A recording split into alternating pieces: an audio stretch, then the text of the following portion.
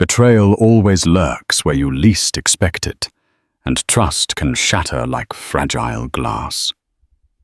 Picture a lavish wedding ceremony, glistening chandeliers, a groom waiting with an adoring smile, and a radiant bride walking down the aisle.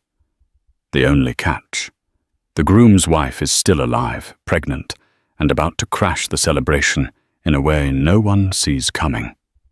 In a swirl of secrets, shifting loyalties and hidden agendas, this story isn't just about one moment, it's about everything that led to it. Get ready for a heart-stopping drama, filled with deception, power plays, and the most jaw-dropping twist of all. Michael Donovan was born into privilege, but shackled by pressures he never fully understood. His father, Leonard Donovan, was the founder of Donovan Holdings, a multinational conglomerate with stakes in real estate technology and luxury goods. From a young age, Michael had the best tutors, the finest clothes and invitations to galas, hosting CEOs, politicians, and artists. The future was carved out. For him, he would inherit the family empire, become the figurehead of Donovan Holdings, and continue the legacy his father had so painstakingly built. Yet behind the gold-plated gates and marble floors of the Donovan mansion, Michael rarely found true peace.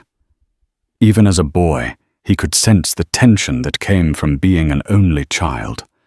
Every action of his was scrutinized by tutors, staff, and most of all by Leonard himself.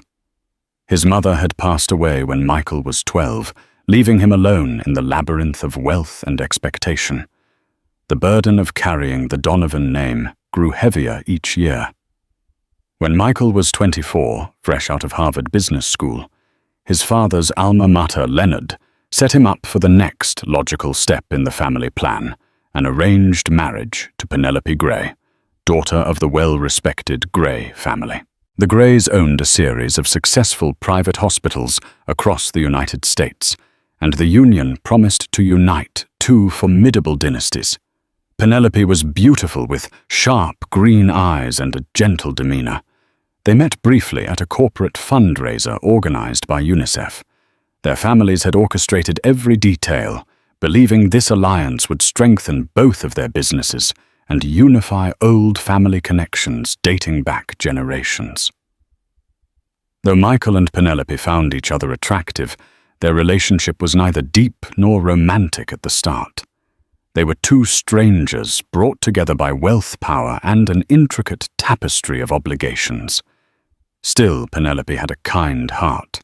She strove to make their marriage more than just a transaction. As they lived together, she discovered Michael's sensitivity beneath his stoic exterior. He was an introvert who found solace in reading detective novels and classical music. She loved philanthropic work, especially volunteering at children's hospitals. Slowly, they built a fragile bridge of mutual respect and tentative affection. Their wedding was a grand affair. Close to 1,000 guests attended, business tycoons from New York, celebrities from Los Angeles, philanthropic luminaries from London. Even Bill Gates was rumored to have sent a rare book on business strategy as a wedding gift.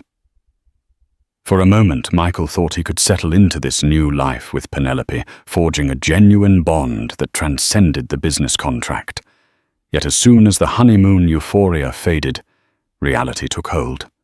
He had an empire to manage, and a father who, despite recent signs of failing health, still dominated every business decision. At first, Michael tried to juggle his father's demands, the expectations of the board, and the new responsibilities of being a husband. But the pressure was immense. He found himself drawn into late-night work sessions, overseas conferences, and endless strategic meetings. Penelope, for her part, tried to be understanding, but the distance between them slowly expanded. Then tragedy struck. Leonard. Donovan suffered a severe heart attack. He survived, but was left in a precarious state of health that demanded rest and strict medical attention. He started delegating more and more control of Donovan Holdings to Michael. Under the weight of this abrupt shift, Michael grew increasingly stressed. Penelope was his pillar of emotional support in the beginning, but he pushed her away out of frustration, guilt, and fear of failure. Their once budding closeness was overshadowed by boardroom drama and worry for Leonard's health. Days turned into weeks, weeks into months, and Michael stumbled into a fateful decision that would turn everyone's world upside down. He had hired a new advisor, Elise Carter, a brilliant but fiercely ambitious woman known for her uncanny ability to predict market shifts. At the time, nobody realized she would become the catalyst for a tangled web of secrets. Elise Carter was not born into wealth. She fought tooth and nail for every bit of success she achieved. Raised in a modest household in Detroit, she clawed her way through scholarships and part-time jobs to graduate top of her class at Stanford University. After that, she made her mark at a renowned investment firm, surprising superiors with her talent for analyzing financial markets. Word spread in corporate circles about this brilliant, driven woman, someone who could analyze complex data and offer near-prophetic insights. It wasn't long before Donovan Holdings headhunted her to be Michael's personal financial advisor. From the moment Elise stepped into Donovan Tower, she commanded attention. She had an air of self-confidence that both intrigued and intimidated those around her. She was tall, poised, with a voice that hinted at unwavering conviction. Elise did not hide her ambitions. If anything, she wore them like a badge of honor. Michael initially respected Elise's acumen. He found in her an ally who shared his drive to excel and expand Donovan Holdings' influence. Elise's ideas were fresh. She suggested exploring renewable energy opportunities in the Middle East and investing in cutting-edge biotech startups. As Michael was grappling with the heightened responsibilities left by his father's illness, Elise quickly positioned herself as indispensable. Late nights in the boardroom, strategy discussions that bled into dinner meetings and overseas trips where they had to attend crucial summits together. All these forged a strong rapport between them. But the line between professional respect and personal attraction can blur in high-pressure environments.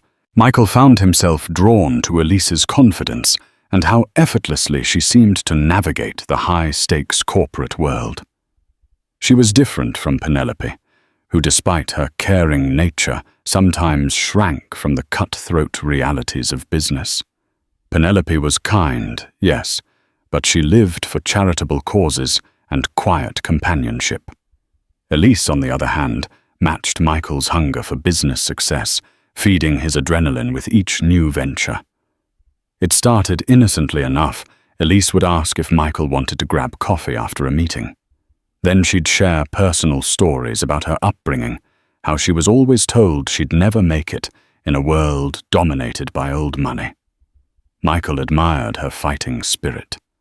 Late night after late night, they lingered over conversation that slid from corporate to personal. An electric tension formed, unspoken but undeniable. One evening, they were working on a proposal to partner with a major Saudi Arabian investment fund. As hours ticked by, documents were strewn across the conference table, laptops flickering, the city lights shimmering through the glass walls. Michael rubbed his eyes, exhausted. Elise placed a hand on his shoulder. "Take a break," she said softly, her usually firm voice gentler than usual. "We'll think clearer if we rest for a moment." Her touch lingered. In that silence, Michael felt something shift. They locked eyes. Elise had a look that was both compassionate and fiercely determined. In that moment, it seemed that the entire future hinged on a single choice to step back or step closer. Michael was the first to break the tension, by muttering a half-baked excuse to get some air. But that night, he went home, filled with guilt. Penelope was asleep when he arrived, a half-read novel about pediatric care slipping from her hands. He stood at the doorway to their bedroom, quietly wrestling with his disloyal thoughts. He convinced himself that his attraction to Elise was temporary, a manifestation of the stress he was under. The next morning, he resolved to keep things strictly professional. Yet the pull toward Elise only grew stronger. She was cunning enough to sense his inner conflict and feed into his needs, be it professional validation or emotional relief. Over time, the boundaries eroded. They shared passionate looks that turned into clandestine dinners, then stolen weekends under the guise of international business trips. While Penelope dutifully tended to Leonard, ensuring he received proper medical care, Michael found excuses to travel abroad with Elise. It was the classic story. Michael told himself it was harmless, that he had everything under control. Elise convinced him to keep it secret for the sake of business. They couldn't afford any scandal. In reality, Elise intended to gain more than just his affection. She saw a pathway to power that only Michael, as heir to Donovan Holdings, could provide. Thus began an affair built on illusions and betrayal. Michael never intended to divorce Penelope, but he was addicted to the thrill Elise provided. Penelope, who was also dealing with her own insecurities and secret battles, suspected something was off, but couldn't pinpoint it. She was preoccupied with her father-in-law's failing health and her philanthropic work. Little did she know her world was about to fall apart in ways she could never have imagined. Penelope's life revolved around quietly ensuring the well-being of those she cared about. As Leonard Donovan's health rapidly declined, she took it upon herself to work closely with his team of doctors and arrange the best facilities for his treatment.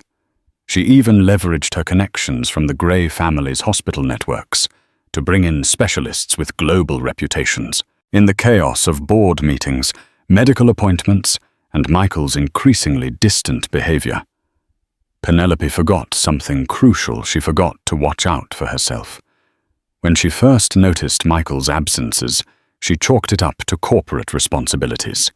The man was basically running Donovan Holdings alone, while Leonard was incapacitated. Penelope tried to be understanding. She knew the empire demanded everything from him, just as her own father's business had consumed her childhood. She called Michael's office, sometimes wanting to hear his voice. On many of those occasions, Elise answered, stating that Michael was occupied with an urgent matter or in a meeting that couldn't be interrupted. It wasn't until Penelope found a lipstick-stained coffee cup in Michael's private study that her suspicions intensified. Who else had been there alone with her husband late at night? Confronted with the possibility of an affair, she was torn between denial and heartbreak. She decided to stay silent for a while, hoping that any momentary lapse of judgment on Michael's part would pass. She believed in her marriage vows, in the sanctity of their bond. Even if it was arranged, she had come to genuinely care for him. Simultaneously, Penelope began to feel unwell. She was more tired than usual, and certain smells like the disinfectant in the hospital hallways made her nauseous. She assumed it was stress, a reaction to the emotional and physical toll of caring for Leonard. Weeks went by, and a suspicion tugged at her mind. Finally, she decided to see a doctor from her family's hospital. The results were shocking. Penelope was pregnant. Though overjoyed at the thought of a baby, she also felt a rising tide of panic. What if the rumors were true? What if Michael was with another woman? How would a baby fit into an already fractured marriage? She wrestled with these questions alone in the hush of her bedroom. Her father, Quentin Gray, a reserved man with a focus on hospital expansions, would be both elated and worried if he found out. Given the condition of Michael and Penelope's relationship, she decided to wait before making any announcement. That wait, however, stretched longer than anticipated because of a startling turn of events. One morning, Penelope noticed that Leonard's health was deteriorating faster than expected.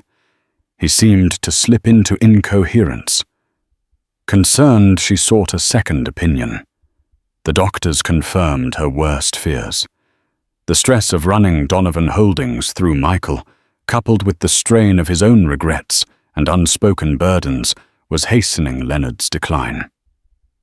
They recommended a long rest at a specialized rehabilitation facility in Switzerland. Penelope made the arrangements quietly. Leonard was whisked away in a private medical flight.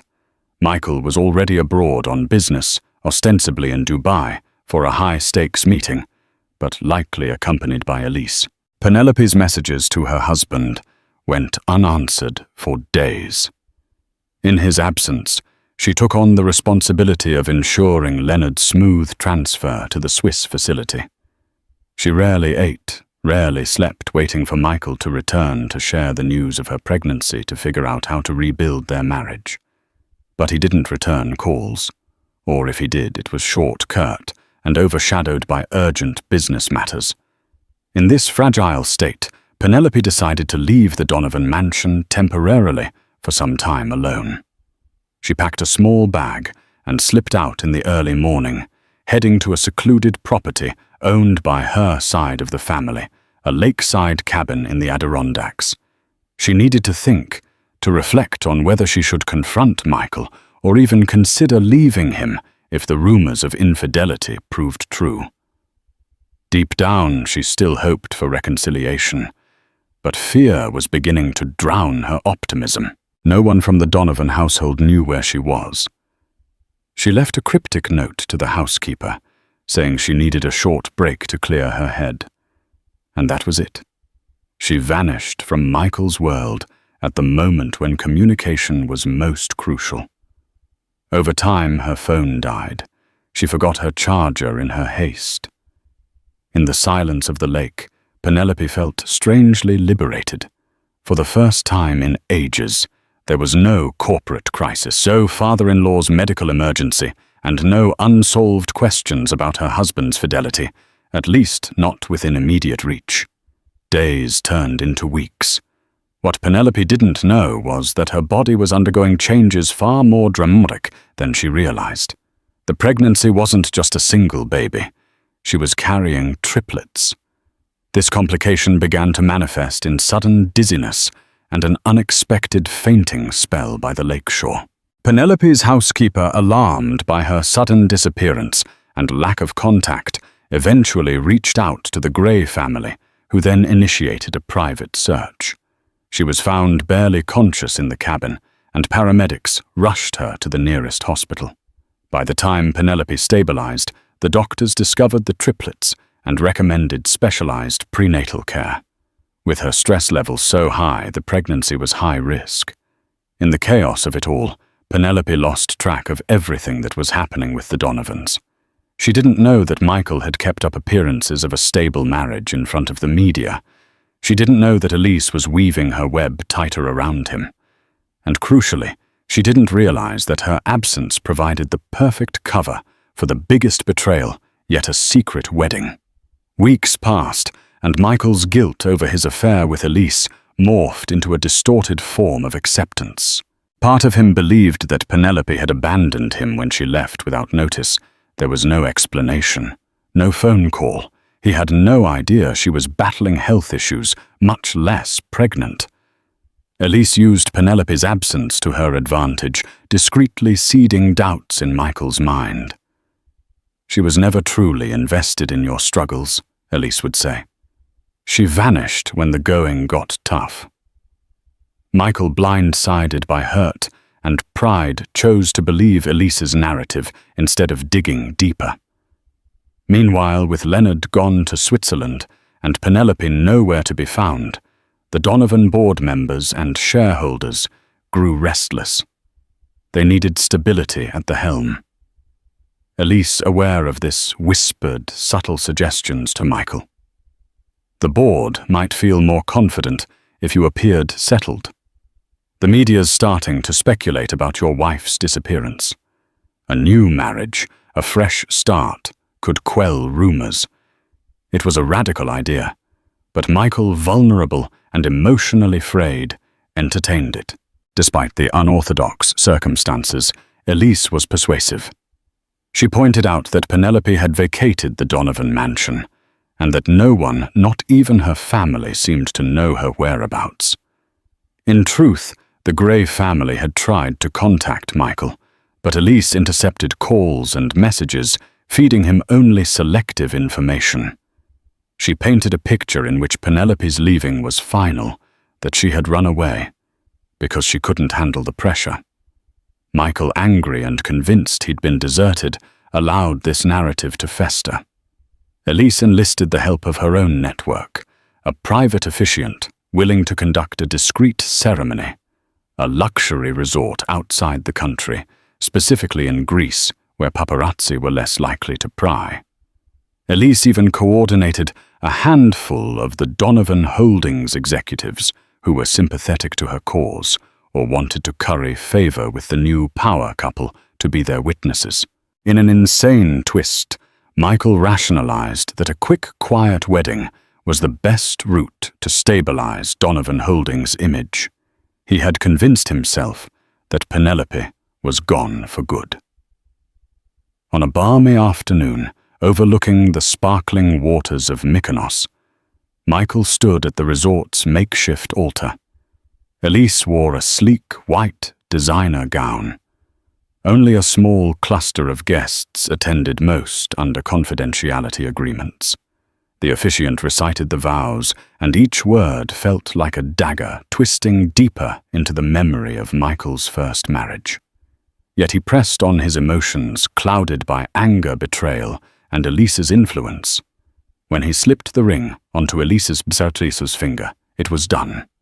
Michael Donovan was now a bigamist. The wedding night was lavish. A private dinner on the beach, fireworks lighting up the sky, champagne poured into crystal flutes. Elise played the part of the triumphant bride, ignoring the fact that on paper her union might not even be legally valid. Michael, slightly inebriated, allowed himself a fleeting moment of relief, as though he'd outrun his personal demons. They danced under the moonlight, each step carrying him further from the life he once shared with Penelope. In the midst of the revelry, Elise pulled Michael aside and confided in him that she had negotiated a crucial business deal with a tech mogul named Aaron Johnson, a real-life power player in Silicon Valley, who was rumored to be the brains behind multiple AI startups.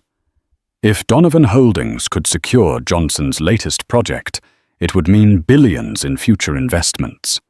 Elise insisted that they meet him in Hong Kong the following week, sealing the deal that would cement Donovan Holdings at the forefront of cutting-edge technology.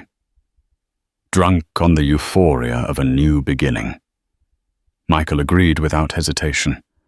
Maybe Elise was right. This was a fresh start, a chance to break from the burdensome past. A wave of determination flooded him. He would take Donovan Holdings to new heights, show the board he was a leader, and prove that he didn't need anyone who abandoned him. In that surge of self-righteous conviction, Penelope became little more than a memory, an inconvenient chapter of his life he was prepared to close. Little did he know that Penelope's absence was never her choice, that she was alone in a hospital, fighting for her health and the health of their unborn children. As Michael prepared for a flight to Hong Kong with his new wife, fate was setting the stage for a shocking turn of events that would soon come crashing down on them. A swirl of coincidences, hidden loyalties, and a certain company seal still under Penelope's control would soon rewrite all their lives. Donovan Holdings was in chaos behind the corporate facade. Rumors circulated among employees that something was amiss at the top. Why had Penelope vanished? Why had Michael traveled repeatedly to far-off locations? And why did Elise Carter, once just an advisor, now walk the halls like she was the new queen? Most employees avoided open speculation for fear of repercussions, but gossip thrived in hushed corners of the cafeteria, in quick glances at passing executives, and in water-cooler whispers. Board members, particularly the older ones who had been loyal to Leonard, were troubled. While Michael held the position of CEO, Leonard had always safeguarded final authority through a special clause in the corporation's bylaws. This clause stated that the official Donovan Holdings seal, an antique signet ring, custom-made for the original founder, was required to validate certain major decisions, especially those involving mergers, acquisitions, or large-scale investments. The board could not proceed with major deals without that seal being stamped on official documents, and that seal was missing. It had been in Leonard's possession up until his sudden departure to Switzerland, but according to the staff at the Donovan mansion, Penelope had been the last person seen with it, making sure it was safely stored. Why had Penelope taken it? No one had an answer. In her absence, key decisions were on hold, hampering day-to-day operations. Michael tried to push forward anyway, but whenever he tried to finalize a deal, he was asked about the official seal. He would bristle and dismiss the question, claiming it would turn up soon. Elise, too, tried to reassure the board that everything was under control. But anxiety was mounting Donovan. Holdings was hemorrhaging money on stalled projects. Competitors, aware of their internal issues, were circling like sharks, waiting to snatch away valuable contracts. Michael was fuming.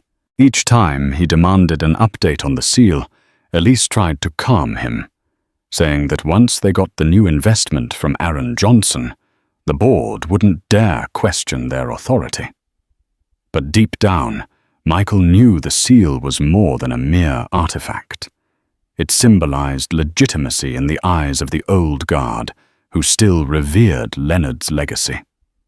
Without it, Michael's position was precarious, and behind closed doors, some board members even whispered about challenging Michael's leadership if he couldn't produce that seal soon. Amid this turmoil, Elise cunningly positioned herself as Michael's protector. She managed communications with the PR team, carefully crafting messages about Penelope's extended trip to see her relatives, while ensuring no one could reach the Gray family directly. She also isolated Michael from potential allies, ensuring only her version of events was repeated back to him. Publicly, she made subtle appearances as Michael's new partner, but not so openly as to invite scandalous headlines. She wanted to usurp power, but carefully enough to avoid a backlash from the conservative board members who still expected a respectable CEO and a stable family image. Meanwhile, Penelope's father, Quentin Gray, grew increasingly suspicious. Why had no one from Donovan Holdings acknowledged Penelope's condition or sent well wishes? Where was Michael? Despite repeated attempts to contact the Donovans, all he got was stonewalling by unknown staff. Finally, he decided to handle matters himself. He reached out to his own network, which included private investigators and trusted friends in corporate circles. A few discreet inquiries revealed a disturbing pattern of Michael's overseas trips and Elise's growing influence. Alarmed, Quentin planned to make a public statement exposing the truth if Michael didn't respond. Just as tensions reached a boiling point, news broke that Michael and Elise were attending a high-profile tech conference in Hong Kong to sign a deal with Aaron Johnson's group. The entire Donovan board tuned in to watch the live-streamed panel discussion, hoping to see some semblance of leadership from Michael. Instead, they saw him appear flustered when a journalist asked about Penelope's whereabouts. Elise smoothly intervened, offering a canned response about Penelope being busy with charitable commitments. To make matters worse, the deal they were there to seal could not be finalized because the Donovan seal was required on the official contract. In front of cameras and an international audience, Johnson's legal team politely insisted on proper formalities. Michael hemmed and hawed, trying to delay. But the damage was done. People smelled blood in the water. If Donovan Holdings couldn't produce the sign of their patriarch's blessing, what else were they missing?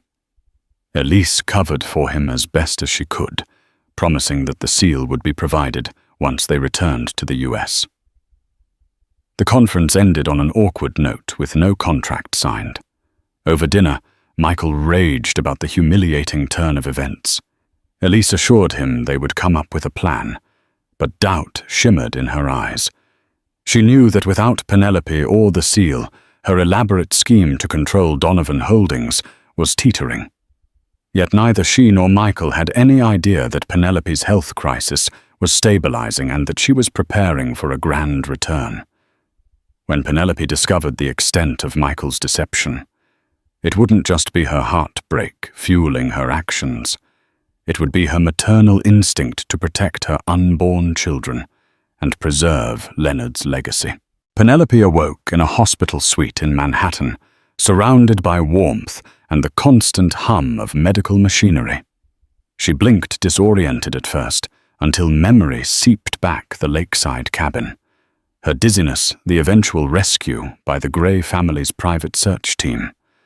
Gradually she turned her head to see her father, Quentin, sitting in a chair beside her bed, his face etched with relief and worry. "Where am I?" she managed, her voice ragged from lack of use. "At Gray Memorial Hospital," Quentin replied softly, standing to hold her hand. "You passed out. We found you just in time." Slowly the doctors and nurses filled in the gaps. Penelope was pregnant with triplets. The high-risk nature of the pregnancy, coupled with extreme stress and insufficient rest, had led to fainting spells and complications. Fortunately, they had intervened in time. She still required close monitoring, but her condition was stable enough for her to remain conscious and coherent. Over the next few days, Penelope focused on healing. She received intravenous nutrients, carefully prepared meals, and moral support from her father and a few trusted friends. Notably, absent from her bedside was Michael. She could hardly believe he hadn't contacted her, especially after hearing about her hospitalization. Concern turned into a crushing sense of betrayal. Although she had left the mansion abruptly, she assumed Michael would have been informed by someone if he cared. It was Quentin who broke the news about Michael's affair. Penelope listened in stunned silence as her father described how the Gray family's discreet investigation revealed intimate photos of Michael and Elisa in Mykonos, swirling speculation about a secret wedding and the ongoing corporate meltdown at Donovan Holdings due to the missing seal. For a moment, Penelope couldn't breathe, every nerve ending aflame with shock and heartbreak. She had suspected Michael of straying, but a wedding. Her first thought was of the children growing inside her. She felt a fierce protectiveness welling up. This wasn't just a personal betrayal anymore. It was a direct threat to her unborn baby's future and their rightful claim to the Donovan legacy. She also thought of Leonard in Switzerland recuperating. How would he react if he knew his own son had committed such a blatant act of dishonor? Penelope swallowed her tears, bracing herself for the fight she knew lay ahead. It was then that she recalled the old signet ring, the Donovan seal. Leonard had entrusted it to her just before leaving for Switzerland, insisting she safeguard it until Michael found his way. At the time, Penelope hadn't fully understood its significance. Now she realized it was a powerful key, not just a family heirloom, but a linchpin of corporate authority.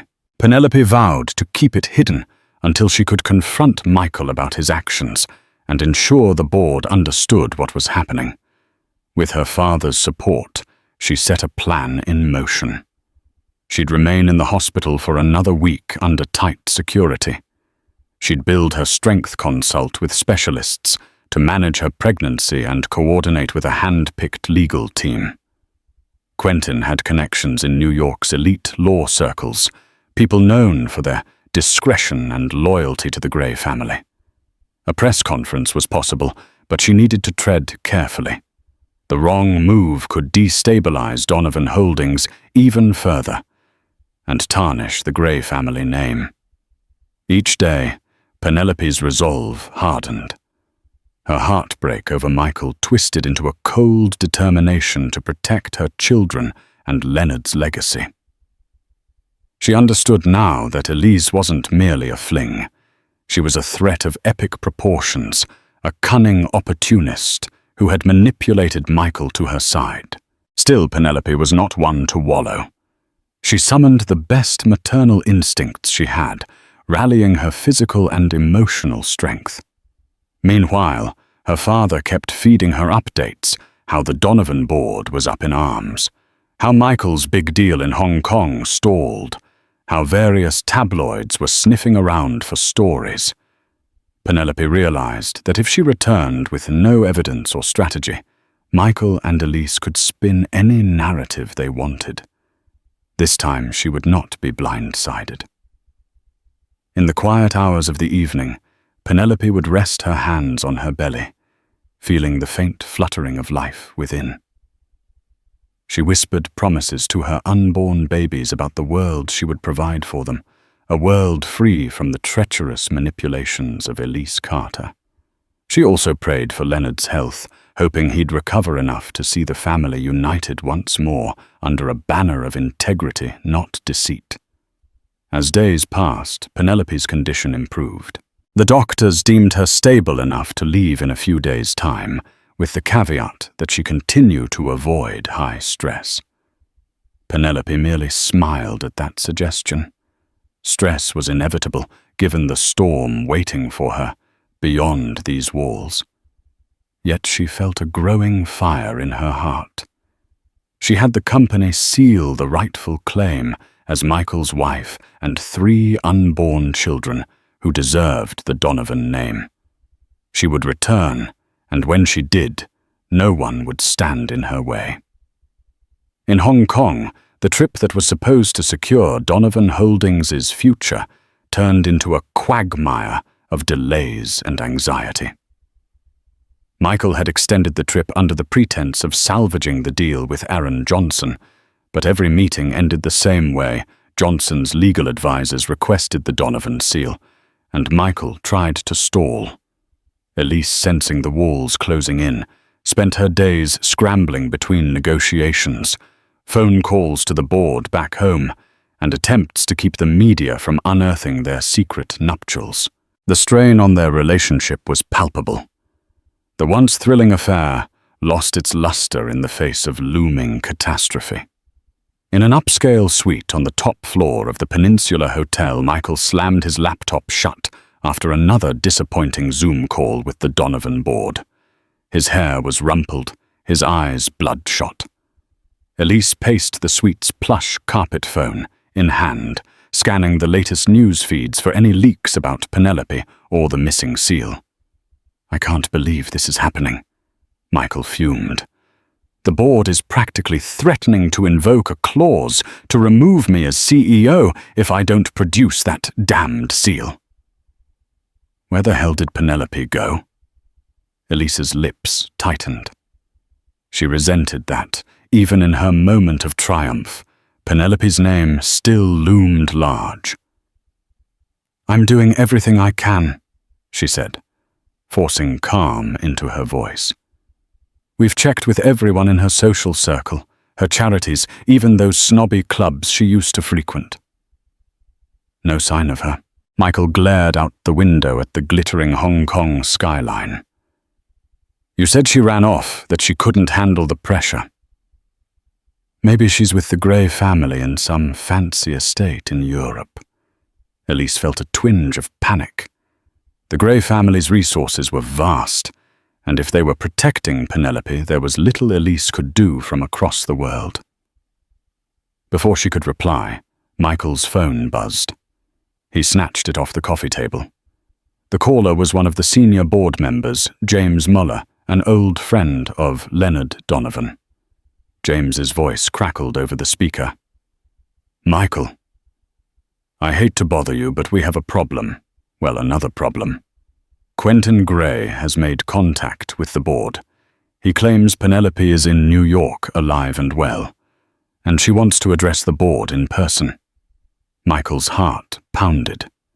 "She's alive and well. What is she playing at? Why hasn't she called me?" James hesitated. "She's requested an urgent board meeting.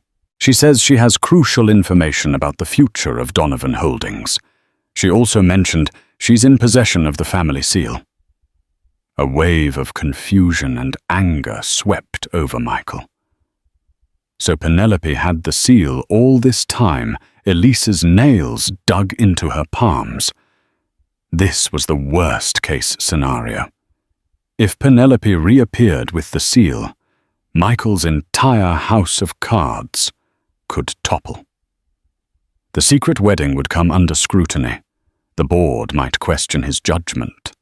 And worse, if Penelope chose to go public about his betrayal, Donovan Holdings could lose face in front of investors. Michael ended the call, his mind racing. Elise searched his expression, trying to gauge the level of crisis. "What did he say?" she asked, voice tense. "Penelope's apparently coming back," Michael replied, eyes dark and brooding. "And she has the seal." They stood there for a long moment, the tension in the room thick enough to cut with a knife. "Elise, always the strategist," broke the silence first. "We need to get ahead of this. If Penelope shows up at the board meeting, we have to paint her as unstable or manipulative. We say she stole the seal. We show your new marriage as legitimate.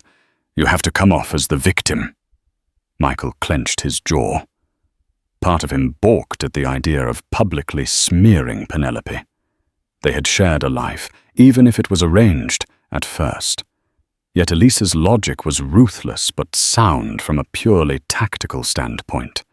The board meeting would be a battlefield, and they needed to prepare their defense or risk annihilation. He rubbed his temples. "Fine. But we need to return to New York immediately." Elise nodded, her posture firm, as she began texting their travel agent. "We'll leave tomorrow morning on the earliest flight. I'll arrange a press release that you're cutting the trip short for urgent family matters. That should keep speculation at bay for at least a few days." Michael sank onto the sofa. His thoughts drifted to Penelope. Why had she vanished? Why had she reappeared now? And if she truly had the seal, what else did she plan to do with it? Part of him felt guilty. Was she in trouble all this time, while he assumed the worst of her? But the guilt was quickly swallowed by apprehension over the looming confrontation.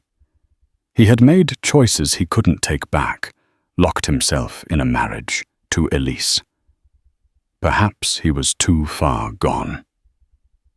Outside, the neon lights flickered in the Hong Kong night, as though mocking the illusions he had built around himself. The storm clouds were gathering, and they would soon break over New York in a downpour of secrets, lies, and harsh truths. Penelope arrived at Donovan Tower in a sleek black sedan, accompanied by Quentin Gray and two of his trusted lawyers. Though her steps were measured and calm, her heart thundered with anticipation. She wore a simple yet elegant navy blue maternity dress that revealed the gentle curve of her belly, a silent testament to the life growing within her. Clutched in her right hand was a small velvet pouch containing the Donovan seal, the symbol that the entire corporation was desperately seeking. Outside the tower, curious onlookers and reporters clustered hungry for a scoop.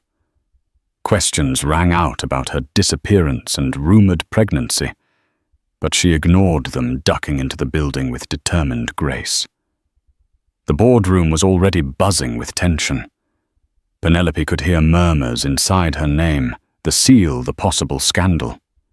She drew a deep breath before stepping in. All eyes shifted to her as she entered. She felt a mix of sympathetic, curious, and wary gazes from the directors. At the head of the table sat Michael, rigid as a statue, with Elise standing protectively behind him. Seeing Elise in the boardroom was jarring, but Penelope steeled herself. She had mentally rehearsed this moment a dozen times. Penelope Michael managed rising to his feet. His voice held a tremor of conflicting emotions. Anger, relief, maybe even guilt. Elise's eyes narrowed, her expression unreadable, yet hostile. Penelope inclined her head politely at Michael before addressing the board. "Thank you all for allowing me to speak today. I know my abrupt absence caused confusion.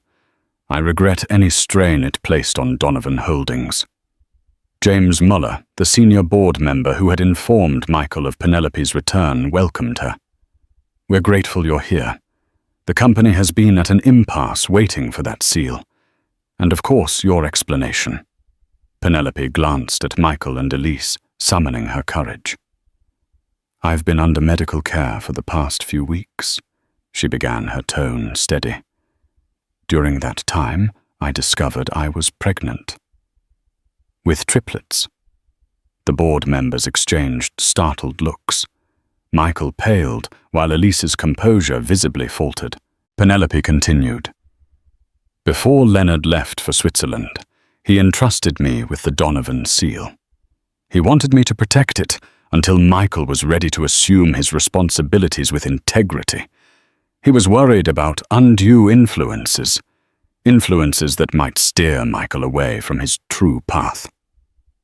She paused for effect, letting her gaze rest on Elise. The message was clear.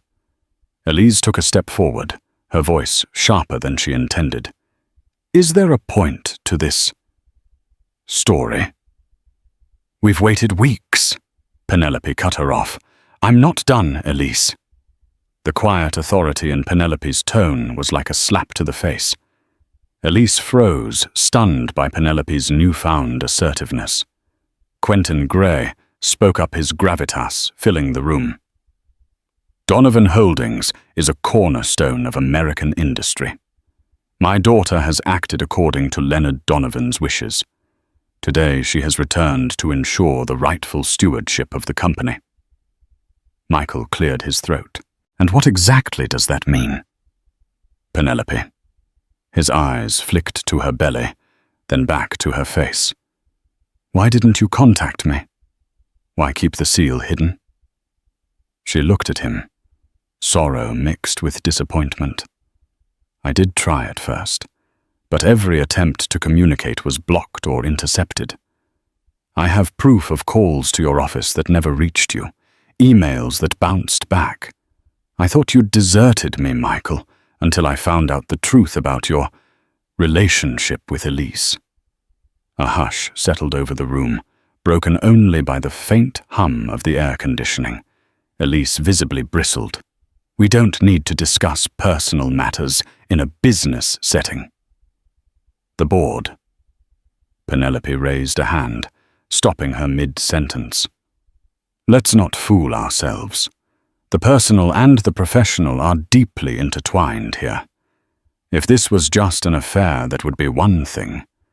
But you manipulated corporate decisions, withheld crucial information, and jeopardized contracts. And now there's the matter of a secret marriage." A collective gasp went around the table. Several board members exchanged alarmed glances. Elise's eyes flared, but she couldn't deny it. She and Michael had no official license recognized in the state. They had tried to keep the ceremony in Mykonos under wraps, but rumors had leaked.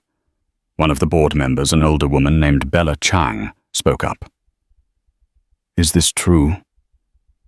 Michael, did you marry Elise without finalizing your existing marriage to Penelope?" Michael's shoulders slumped under the barrage of scrutiny. He had no defense except a vague attempt to excuse his actions. Penelope left me, and there was pressure. I was told she'd abandoned her position, that the board needed stability. And you believed that Penelope's voice quivered with hurt. You didn't even try to find me to talk to my father to question Elise's narratives. Michael looked lost, trapped in a web he helped create. Elise tried to salvage the situation. We can work through any misunderstandings, but as far as the board is concerned, we need that seal to finalize the partnership with Aaron Johnson. Penelope pulled the velvet pouch from her handbag, holding it up. The glint of the antique signet ring caught the fluorescent light. Here it is, the Donovan seal. She set it on the table carefully. I'm willing to provide it under one condition: that we protect Leonard's wishes and that any further leadership arrangement of this company respects my rights as Michael's legitimate wife. A wave of murmurs crossed the room. Bella Chang nodded in agreement, her respect for Penelope's stance evident. James Muller cleared his throat. What do you propose? Mrs. Donovan. Penelope met the eyes of each board member one by one. Until Leonard recovers fully, I suggest that any major decision, including finalizing deals like the one with Aaron Johnson, must require signatures from both Michael and me. I will remain listed as a co-trustee of the Donovan estate. If Michael wishes to salvage his position here, he must acknowledge me and our children publicly as part of the Donovan family. Elise flinched, as if struck. Michael stared at Penelope in conflicted silence.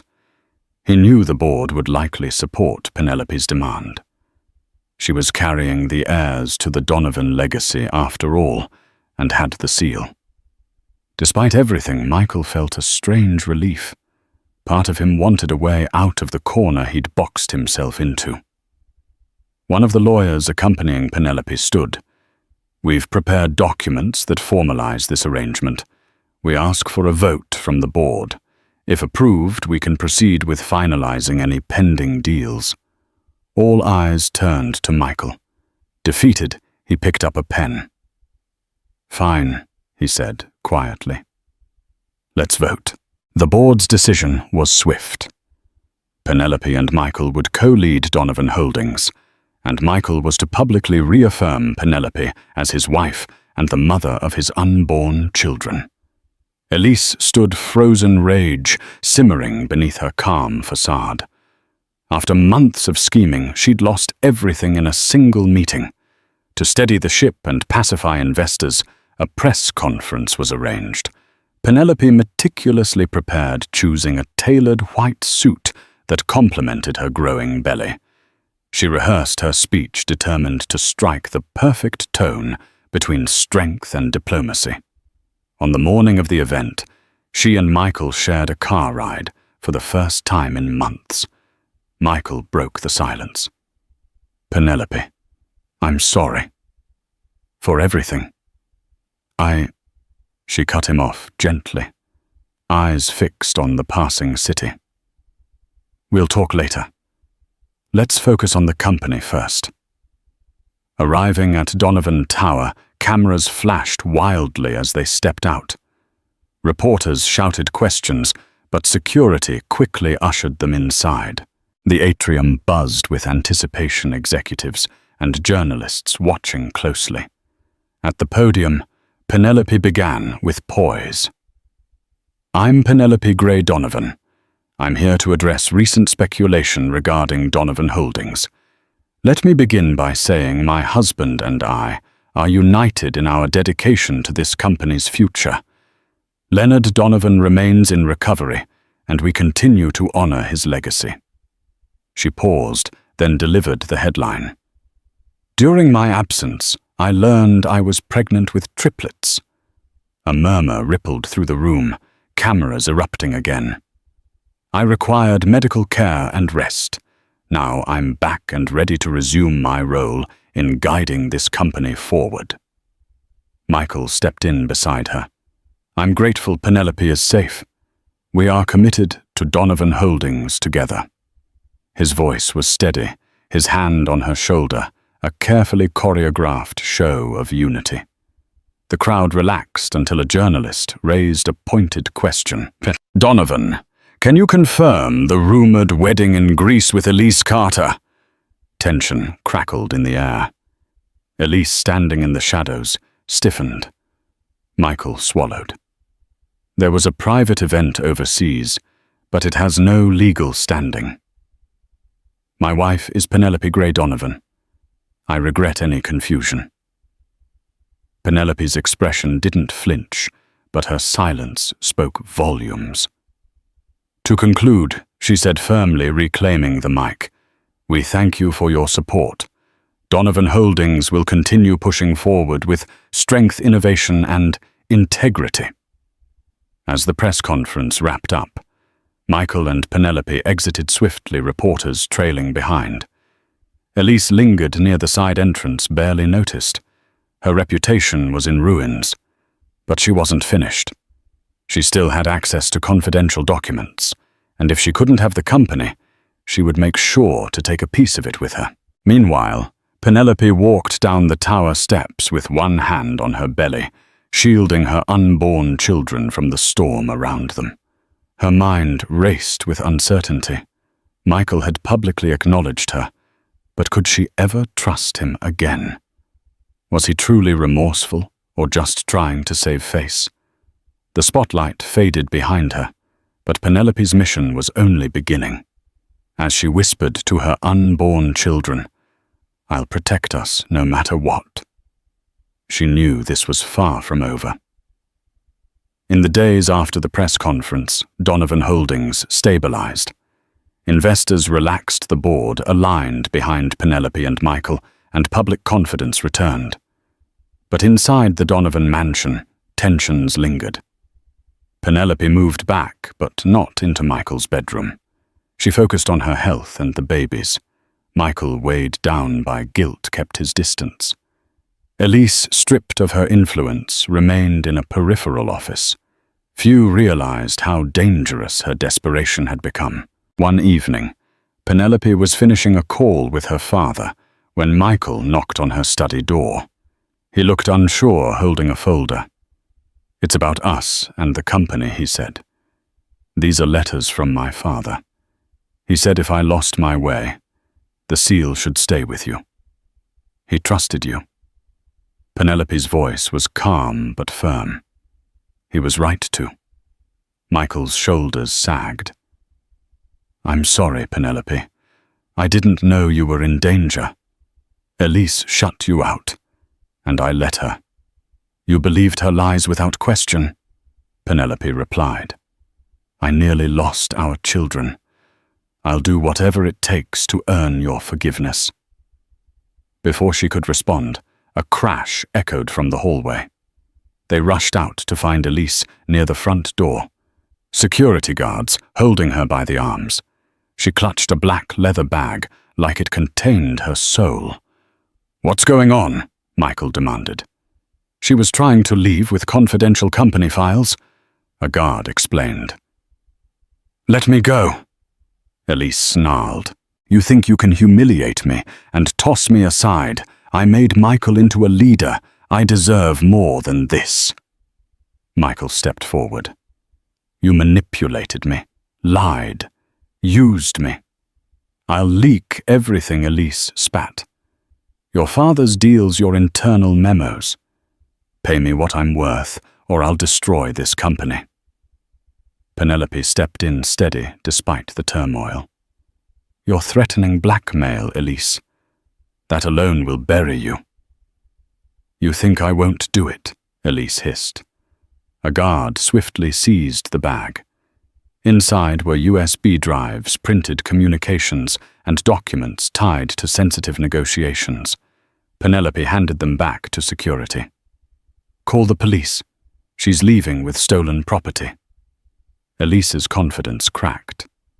"Michael, don't let them arrest me. You know I never meant to." Michael's jaw tightened. "You made your choice." As the guards escorted Elise out, Her screams echoed down the marble hallway. Penelope slumped into a chair, shaking. Michael knelt beside her, concern etched on his face. "You okay?" She nodded, breath shallow. "Yes. But it's over. Finally." Michael exhaled slowly. For good this time. He reached for her hand. She didn't pull away, but she didn't grip back either. Outside, the storm had passed, but a long road still lay ahead. And so, with Elise Carter taken away in handcuffs and the Donovan seal finally back where it belonged, Michael and Penelope emerged to rebuild what had been broken. Their journey forward wouldn't be free of heartache or challenge, but it would be built on truth and renewed commitment, a vow far stronger than any secret ceremony could ever be. With the Donovan legacy secured and 3 babies on the way, their story stands as a reminder that love, loyalty, and integrity can withstand even the most devastating betrayals. If you've been hooked by this tale of power, betrayal, and redemption, don't keep it to yourself. Hit that like button, share this video with your friends, and subscribe to our channel for more captivating stories. Your support helps us continue unearthing dramatic real-life sagas that keep you on the edge of your seat.